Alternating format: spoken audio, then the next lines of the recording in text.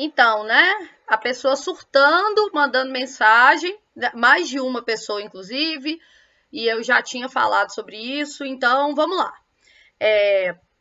Gente, presta atenção. Esse seria um daqueles temas que a gente começou a passar a partir de 2019 e que é o que seria um tema com a cara do governo.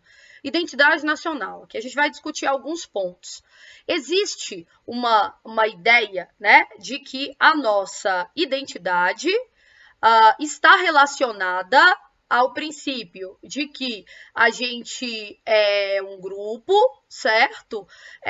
Que pertence a determinado espaço, a uma nação. Essa nação é um tipo de comunidade que produz símbolos, lugares de memória, que tem uma história em comum.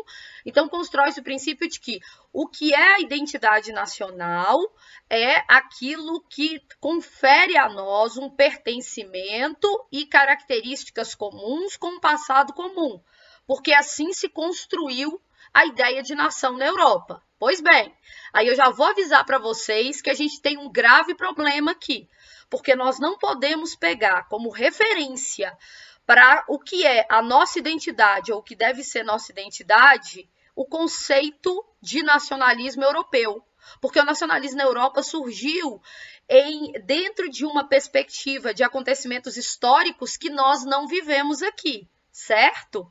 Aí eu explico para vocês. Eu vou até saltar essa parte aqui de por que esse tema é pertinente para o governo, já que eu comecei a falar, eu vou explicar para vocês. Veja bem, para o Eric Hobsbawm, você tem vários conceitos de nacionalismo. Eu vou pegar o dele aqui. Ele fala que identidade nacional que surge lá na Revolução Francesa, quando os franceses começam a lutar contra os invasores, os países invasores, eles se armam e começam a sentir aquela coisa, espera, nós somos franceses porque nós estamos lutando contra um povo que não é o nosso povo, nós somos franceses e eles são austríacos, são russos, pela primeira vez no caso, você tem as pessoas lutando e se percebendo, certo? Como uma coisa diferente daquele outro que está invadindo.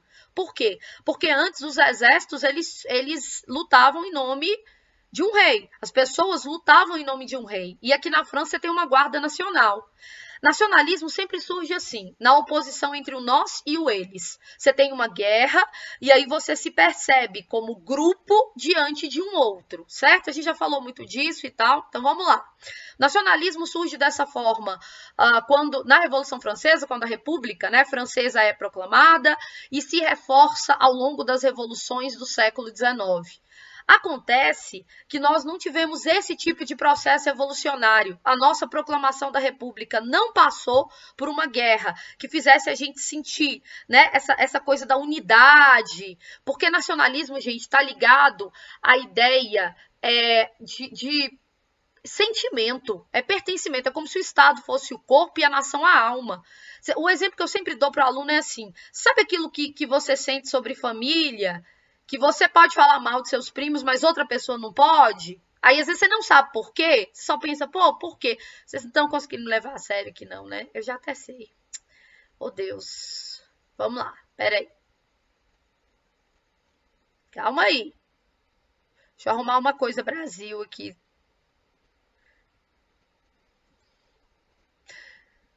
Vamos lá? Então, sabe aquela sensação que você tem de que você pode falar mal dos seus irmãos, dos seus primos? Ai, meu Deus, eu tô aqui atrás das plantinhas. Seus irmãos, seus primos, mas outra pessoa não pode? Você não sabe explicar por quê, mas é uma sensação de pertencimento. Pois é, muito mal comparando, você coloca isso em relação à ideia de nação. Só que são pessoas que formam sua identidade como uma nação porque pertencem àquele lugar. E pertencem àquele lugar porque constroem sua identidade com base em uma história comum, tipo assim, a gente é francês ou é alemão e não outra coisa, porque a gente tem essa história comum que vem, né, desse povo comum, certo? E a nossa história, o processo de consolidação dessa nação, a forma como a gente se percebeu como nação, a gente lutou junto que no caso da França é aí na Revolução Francesa, e a gente tem um plano para o futuro, um projeto para o futuro, ou seja, nós somos um grupo que tem uma história em comum, um passado em comum, um presente em comum e um projeto para o futuro, aquilo que a gente almeja, porque a gente tem uma identidade comum. Esse aí é o princípio europeu. A questão é que o Brasil não tem isso. Por quê? Porque o Brasil é formado por vários povos. E quando eu falo assim... Ai, peraí que tá caindo o trem aqui. Socorro, Jesus. Ai. Olha só. Quando a gente fala que é formado por vários povos, quer dizer que a gente tem um processo que não é homogêneo, é heterogêneo. Como nós temos vários povos, você não tem como ter uma identidade comum, uma história única que seja comum. Certo? Vocês percebem isso? Porque o Brasil é formado por europeus, indígenas, africanos e fora, né, as outras possibilidades com os processos de migração. E quando você chega no século XIX, está todo mundo construindo a ideia de nação. E a gente tenta fazer isso também, né, principalmente no segundo reinado com Dom Pedro II, você tem um problema, porque é um país formado por vários povos, mas o brasileiro não quer se identificar com nenhum. O que a gente fez? A gente foi lá e construiu um índio, que aí seria, no caso, essa história comum, né? Tudo começou aqui, que é o índio que não é o índio verdadeiro. A gente romantizou o índio com base em padrões europeus para ver se a gente conseguia formar esse senso de pertencimento com base numa história comum. Você sabe qual é o problema disso? O problema é que aí a gente não aprende a amar, valorizar e respeitar o país que a gente tem de fato. A gente se mede pela história dos outros, colocando nos nossos hinos batalhas que nós não vivemos. Observe, nacionalismo é formado com guerra. Todo o hino dos países fala de guerra, de batalha. Ó, o hino da França, né, que é quando surge esse conceito aí moderno de nacionalismo. As armas, cidadãos, formai vossos batalhões. Ó, cidadão, não é mais súdito de um rei, você é cidadão de uma nação. Sempre pega o hino da Alemanha, o nacionalismo é utilizado, né, para unificar a Alemanha, a Itália, é utilizado na luta dos gregos por independência, na luta entre holandeses, belgas, espanhóis. Então, veja bem, é um povo que fala, peraí, eu sou uma outra coisa, eu tenho essa história comum, eu sou outro povo, eu não aceito ser dominado por você. A gente é essa galera, a gente não é você. Essa ideia, então, é sempre formada com base em guerras. Como a gente não teve essa história, então, como eu disse, a gente tenta reproduzir a história dos outros. Não tem como você despertar nacionalismo e o respeito pelas tradições do país se essas tradições não significam para o brasileiro a mesma coisa que elas e os discursos, né, que esses discursos significam para os europeus, porque está vinculado à história deles, entende? Isso que eu falei, as armas, cidadãos, é aí, né, tipo, a música que os soldados em Marsella cantavam, enfrentando os invasores lá na França, quando está surgindo o nacionalismo. Esse hoje é o hino deles.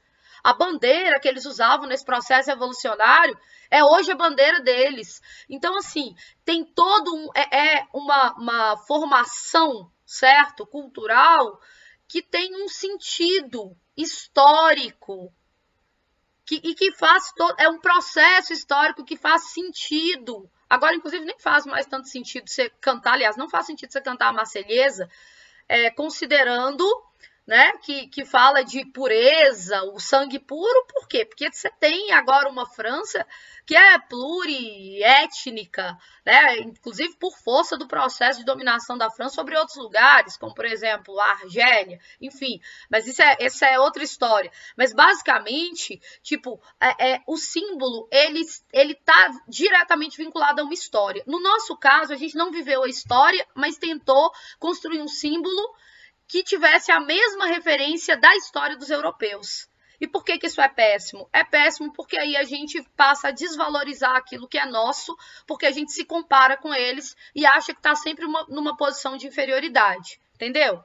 Ó, essa discussão sobre nacionalismo é muito cara ao governo, certo? Porque discurso de civismo e exaltação né, da pátria, esses discursos, eles são um dos eixos norteadores. Tá vendo? Pátria Amada Brasil. No início, inclusive, a gente teve aquela polêmica, lembra? A ação do primeiro-ministro aqui da Educação, que pediu para as escolas, enviou um ofício para as escolas cantarem o hino nacional e gravarem, vocês lembram disso? Então, isso sempre foi um eixo.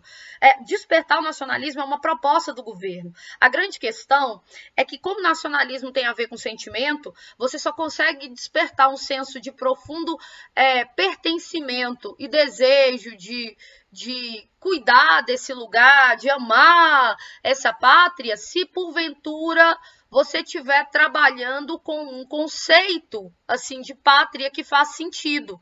Não adianta, por exemplo, você obrigar a pessoa a cantar o hino nacional se o hino nacional ela não sabe o que significa. Esses dias eu perguntei para os alunos, gente, o que significa flâmula?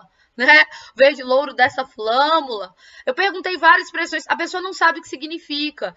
Então, é muito importante, inclusive, gente, ó, é só uma observação aqui. Eu sempre falo que o hino devia ser evidências, porque evidência significa pra caramba, velho. Você arrepia aqui todas as partes, começa a tocar evidência, todo brasileiro sabe. Tô brincando, mas só pra vocês entenderem, tem coisas que têm um significado, assim, muito profundo pro brasileiro. No caso, o problema do símbolo cívico é que ele conta uma história que não é exatamente a nossa. Seria mais interessante que ele contasse a história do Brasil, que é o Brasil de fato. Tá? Então, mais importante enfatizar e valorizar o que diferencia o Brasil dos outros povos que tentar nos medir segundo critérios europeus. Nós somos um povo heterogêneo e qualquer discurso que tente nos homogeneizar será excludente. É aquela ideia, né? O pessoal evoca um princípio, não, mas não tem diferença entre negro e branco no Brasil, só existe o povo brasileiro. Não, velho, tem diferença. Essa é uma diferença nossa e faz parte da nossa história. Você valorizar a nação não é justamente você valorizar a história da nação, faz parte da nossa história. Nós tivemos escravidão, nós tivemos, né, todo um processo de colonização que envolveu, inclusive, exterminar parte das nações indígenas que já viviam aqui, certo? Aí seria nação em outro sentido, que já viviam aqui. Então, essa é a nossa história, não tem como a gente fingir que é outra. Então, é muito importante que no lugar da gente falar, ai, a gente é esse povo e tal, a gente falar, cara, o povo que a gente é um povo heterogêneo. Não tem como você virar e falar, como, né, os alemães fizeram. Nós, quem é alemão é quem tem uma história comum, é germânicos, descendentes dos árias que chegaram aqui primeiro. Nós não, nós somos uma mistura de povos, porque a nossa história passa pela colonização. Por esse motivo, gente, é importante, né, que a gente se lembre da diferença entre nacionalismo e patriotismo. Patriotismo é um conceito que se aplica muito melhor. Patriotismo estaria... Esses dois conceitos, eles têm, assim, uma série de significados, vários pensadores, poderia discutir, né, o conceito de Hobsbawm, o conceito de Norberto Bobbio. Eu vou pegar uma coisa mais simples, a ideia de patriotismo como amor à pátria dos pais, amor à terra dos pais. Não precisa ser aquilo que o nacionalismo é, que é a ideia de que só é a nação que tem história comum, um povo comum. Não, a gente deve ser patriota no sentido de ser cidadão e amar este lugar onde nós vivemos. Só que amar o Brasil de verdade, não o Brasil que está no hino que conta batalhas que nós não tivemos. Tipo o nosso hino da independência. As coisas que o hino...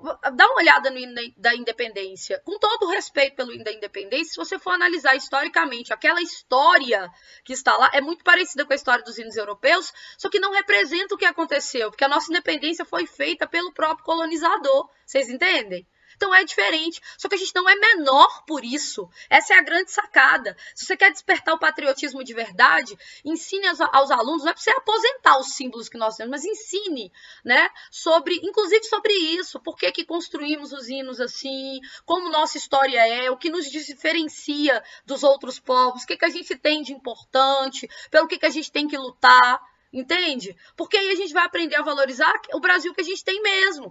Não adianta, por exemplo, várias pessoas que evocam a ideia de nacionalismo terem isso profundamente vinculado ao militarismo. Vocês veem. Só que a gente não tem uma tradição de militarismo. Porque, como eu disse, né, nacionalismo se forma com guerra.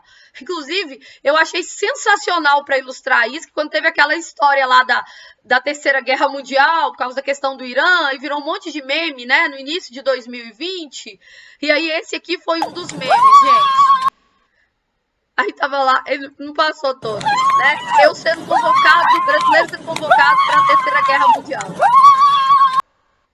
Então, esse mesmo ilustra o que a gente pensa dessas questões. A gente não tem essa tradição e a gente não é menor por isso. Não temos uma tradição militarista porque não passamos por grandes guerras. E tá tudo bem, é sobre isso, e nesse caso realmente tá tudo bem.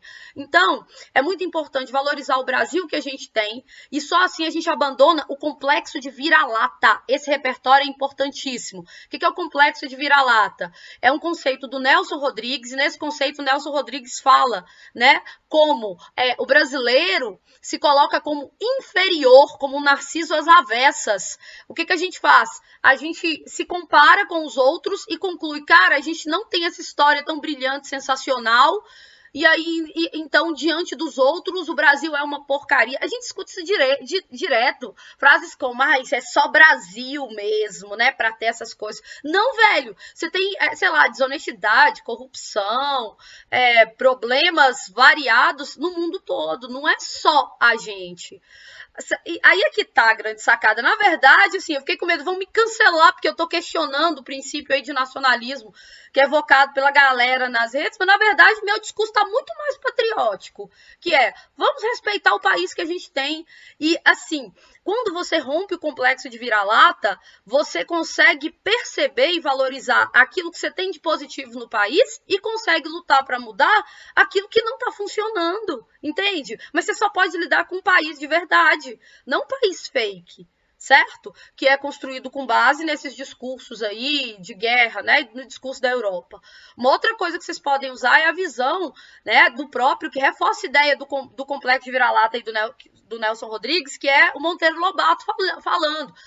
Olha como o Monteiro fez isso, né? Lembrando, Monteiro é um homem aí, seu tempo, ele comparou a gente com os outros, chegou à seguinte conclusão: Brasil, filho de pais inferiores, destituídos desses caracteres fortíssimos que imprimem um cunho inconfundível em certos indivíduos, como acontece com o alemão com o inglês, cresceu tristemente, dando como resultado um tipo imprestável, incapaz de continuar a se desenvolver sem o concurso vivificador do sangue de alguma raça original. Ou seja, a gente se compara com a Europa e reforça um discurso racista, né, de que a mestiçagem é um ponto, que era o ponto que nos tornava inferiores. Velho, não, cara. Olha aí, é romper o complexo de vira-lata e dizer nós somos vira-latas no bom sentido mesmo, no sentido vira-lata, caramelo. Nós somos um povo mestiço com uma cultura plural, e essa cultura plural é o que nos torna especiais. É isso que deve ser valorizado.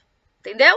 Olha aí, tá vendo? Agora vem falar que meu discurso não tá extremamente patriótico. Pera aí, calma aí. Esse é meu momento, tá? Presta atenção. Isso sim é discurso patriótico. Inclusive, lembrando de um ponto. Lembre-se que uma coisa maravilhosa que a gente tem quando você fala de nacionalismo, já vou até saltar para isso, quando você fala de nacionalismo, uma coisa sensacional, né, do discurso de formação da nação é assim, o que esse país tem que o torna especial? Uma das coisas que a gente tem que é reconhecido no mundo inteiro como, cara, isso a gente tem, isso é maravilhoso, sensacional. O futebol, a caipirinha, cara, antes de a gente ter a natureza exuberante, fantástica. Você sabe o que é uma forma de fortalecer o patriotismo? Presta atenção, você fortalecer o ecoturismo. Incentivar o ecoturismo e fortalecer. Ecoturismo envolve preservação de áreas, envolve uma coisa que de fato é nossa, ninguém tasca. Isso nos torna especiais, reconhecido por todo mundo. Temos uma natureza exuberante. Então, você ser patriota é você não apenas, né, seguir esse conselho do governo, você visitar as unidades de conservação para a gente tentar recuperar a economia por meio disso, mas também você cuidar desses espaços, entende? Olha o tanto de campanha para ecoturismo. Então, ser patriota é cuidar, valorizar isso que dentro do próprio discurso aí de nacionalismo, né, o que a gente tem de especial? É a natureza, certo? Cuidar disso, isso é cidadania. Cuidar do meio ambiente é fazer isso. Vocês vão ver o material e vocês vão conseguir ler esse ponto. Vocês entenderam? Aí, assim, como repertório histórico, você pode utilizar, né, a tentativa de construção do nacionalismo nos moldes do século XIX por Dom Pedro II. Ele criou o IHGB, que é o Instituto Histórico e Geográfico Brasileiro, que é quem primeiro vai tentar escrever uma história do Brasil. Tipo assim, como eu falei com vocês, A ideia de identidade nacional não está ligada à construção, né, de uma comunidade, de símbolos, lugares de memória que remetem a um pertencimento. Então tinha que construir uma história do Brasil. Aí lembre-se que ele utilizou a questão do romantismo indianista, já expliquei, e sempre evocando uma natureza exuberante. Mas no caso da natureza, cara, isso procede, topíssima. A gente tem que aprender a cuidar, porque isso aí realmente é um fator que diferencia a gente e é um fator de orgulho. Cidadania e patriotismo se ligam à preservação do meio ambiente. Lembrando, patriotismo de verdade. Então, veja bem. Uma coisa que você pode citar, que diante da polarização ideológica, os próprios símbolos cívicos têm dividido mais a gente, né, do que unido, como é o caso da bandeira do Brasil, não preciso nem dizer. Tá vendo? Eu não vou nem discutir. Tem que considerar que outra forma de despertar o patriotismo é incluir a população.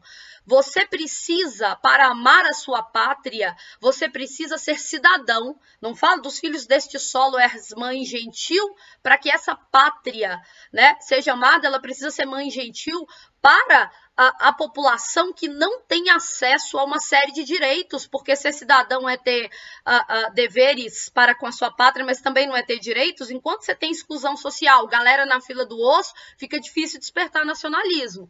Use como referência a frase do Burke, né? A nossa pátria, para fazer se amar, deve ser amável. E para ser amável, inclusão social é essencial. Você tem que romper o que deixa essas pessoas à margem. Eu gosto muito dessa frase do Capistrano de Abreu. Todo brasileiro é obrigado a ter vergonha na cara. Você pode aplicar certas questões quando a gente discute alguns traços culturais, né, que nós precisamos reconhecer que existem, como a questão de confundir o público com o privado. E voltando àquela questão de como, para formar identidade, você constrói e preserva lugares de memória que reforçam o pertencimento. Repito, você constrói lugares de memória que reforçam o pertencimento e símbolos, no lugar de ficar brigando aí por obrigar o povo a aprender um hino que às vezes não faz tanto sentido. Cara, vamos pensar também em preservar o nosso patrimônio. Isso aqui é uma campanha da Prefeitura de Campo Belo muito interessante. Ó, estas já perdemos. E se perdermos essas, para onde irá a nossa identidade? Beleza, você quer falar de identidade? Vamos preservar o patrimônio histórico? Olha o que aconteceu com o Museu Nacional recentemente. Isso aqui é patriotismo de fato. Vocês entendem? Patrimônios, cai uma discussão sobre patrimônio, é isso, esse ponto. Porque até o momento, galera, a bandeira que tem me representado é essa aqui. Quando eu vi o Museu Nacional pegando fogo, quando eu vejo o sucateamento das nossas instituições, certo? Aí a que me representa é essa e esse ícone aqui, que para mim, meu Deus do céu, né? Estou há anos popularizando este ícone da cultura nacional, essa filósofa, a dona Benedita, significam as cores da bandeira do Brasil, verde, esperança, amarelo, desespero. Então, o amarelo é desespero. Então, assim, vamos reforçar, né, os princípios de cidadania, de preservação, vamos valorizar o país e lutar para mudar dentro do país aquilo que é de verdade. Ah, você está usando filtro. Gente, mas é porque eu sou feia, não é por causa da minha identidade étnica, não, tá? E ainda mais agora, né, uma semana sem dormir. Aí a gente pode discutir em padrões estéticos, não aqui, ok? Então, vocês estão entendendo qual é a discussão? Mais uma vez, voltando à questão dos lugares de memória. Eu quero te dar um exemplo. Nós lutamos na Segunda Guerra Mundial. Repito, lutamos na Segunda Guerra Mundial e a gente, tipo, a historiografia nunca deu a ênfase, né, que essa participação merecia. Nem merecia a ênfase que foi dada na época pelo governo, como se, nossa, a guerra nem teria acabado se não tivesse participado, mas também não é uma coisa sem importância. Então, assim, o que isso quer dizer? Você quer fortalecer a identidade nacional? Poxa, vamos atribuir ao que nós somos, né, dentro das nossas características, aquilo que a gente tem de positivo. Olha só, na Segunda Guerra Mundial, a missão foi dada, nós cumprimos, gente.